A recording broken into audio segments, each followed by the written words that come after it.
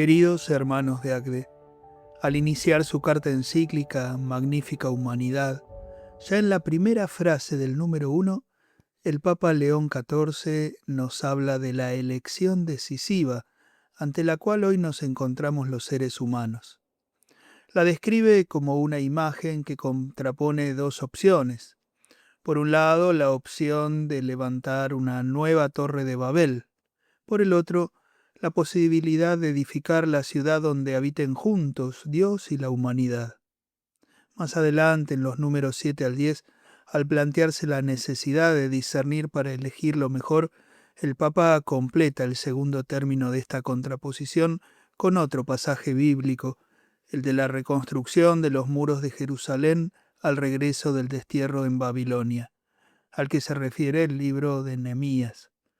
Como buen agustino, León XIV nos propone elegir la ciudad de Dios. Quiero reflexionar brevemente con ustedes a partir del texto de Babel, tratando de traer a nuestro hacer algunas preguntas que nos hagan revisar nuestro camino.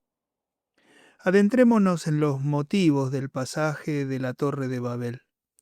En la tradición antigua se consideraba que el Génesis y todo el Pentateuco fueron escritos por Moisés en el desierto, unos 1400 años antes de Cristo. En ese momento, una nueva nación formada por los liberados de Egipto se iba constituyendo pueblo de Dios. Esta historia se hacía entonces para ellos una invitación a reconocer los motivos de las divisiones de las lenguas y las naciones y a rechazar lo que pudiera romper la comunión que construían. Aprendían así que si la búsqueda de su unidad partía de una soberbia autosuficiente, les pasaría lo mismo. En Babel, los hombres rechazaron el llamado divino a llenar la tierra y se apartaron de Dios y su voluntad. Se unieron, pero su estar juntos tuvo raíces egoístas y por eso fracasó. Su intención era edificarse a sí mismos una ciudad prescindiendo de Dios y construir una torre que llegara al cielo, a donde Dios habita, igualándose a Él y hasta queriendo usurpar su lugar. La motivación no era mejor: hacerse famosos, tener un nombre y perpetuar su poder, el que les daba fuerza a lograr juntos, incluso cuando se separaran. La unidad era un medio provisorio para llegar a un individualismo seguro. Por eso todo terminó en confusión y fracaso. Esta primera comprensión del pasaje de la Torre de Babel nos llama a mirar con atención los motivos de todo lo que hacemos, y especialmente de aquellas cosas que hacemos junto a los demás. ¿Es la búsqueda común de la voluntad de Dios lo que nos une con nuestros stakeholders? ¿O es tan solo la conveniencia momentánea en la que veo a los otros como medios para alcanzar mis metas? ¿Busco el enriquecimiento mutuo o solo pretendo acercarme para que, anulando la diversidad, todo se homogeneice en mi voluntad? Los estudios bíblicos más modernos muestran que la autoría de este relato responde a un tiempo más cercano y reconocen en el Génesis una diversidad de autores y momentos.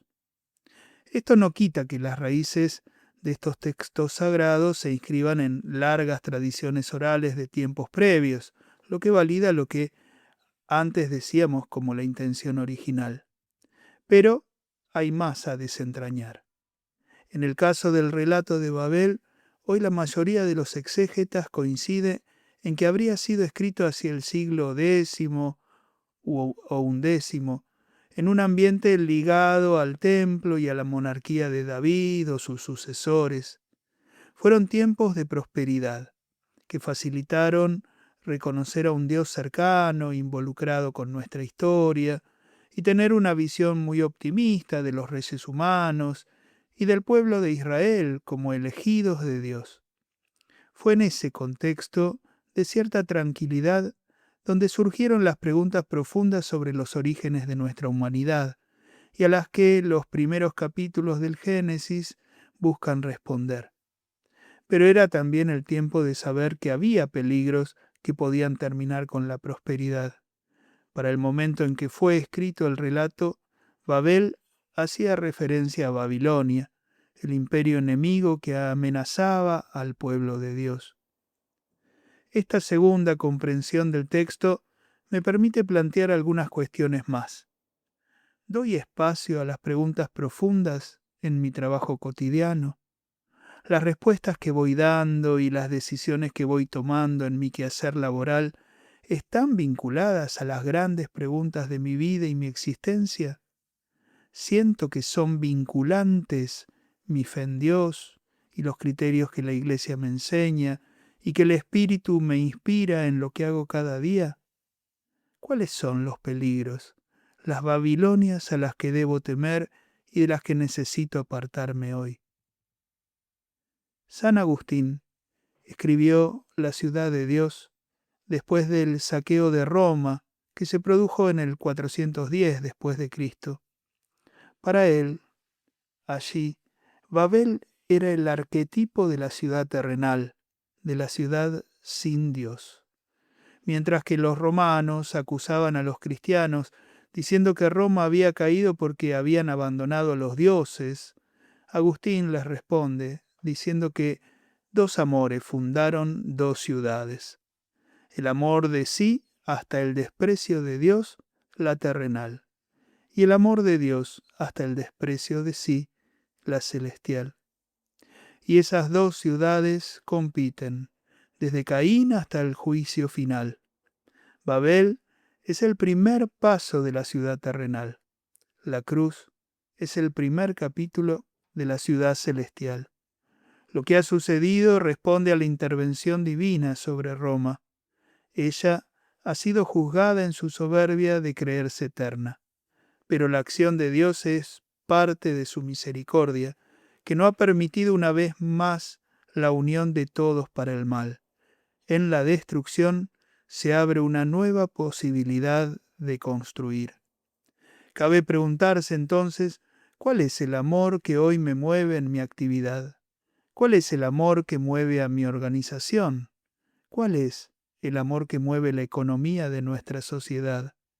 La respuesta nos dirá qué es lo que estamos construyendo y nos ayudará a entender que nuestros fracasos son muestras de la compasión de un Dios que nos quiere ver construyendo sobre la roca firme de su voluntad el futuro que pone en nuestras manos.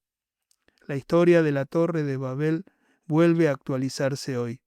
El Papa León XIV nos invita a que nos preguntemos qué es lo que queremos construir para nuestro futuro.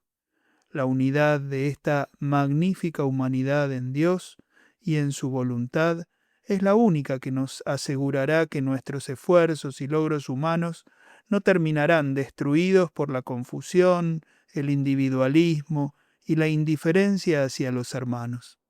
La posibilidad es inmensa, pero la humanidad solo resplandecerá si nos comprometemos responsablemente con Dios y con nuestros hermanos. Que Dios los bendiga a todos.